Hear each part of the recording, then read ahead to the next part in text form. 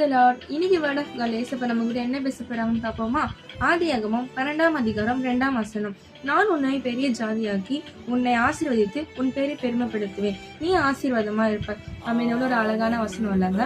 நம்மள நிறைய இடத்துல ஒதுக்கி வச்சிருப்பாங்கல்ல, நம்ம நீ வேஸ்ட், உங்ககிட்ட ₹1 கூட இல்லை, என்ன நீ கிழிஞ்ச ட்ரெஸ் எல்லாம் போட்டிருக்க, என்ன நீ இப்படிதான் வருவியா ஒரு இடத்துக்கு, நம்மள ரொம்ப ஜட்ஜ் பண்ணிருக்காங்க, நம்மள ஒதுக்கி வச்சிருக்காங்க.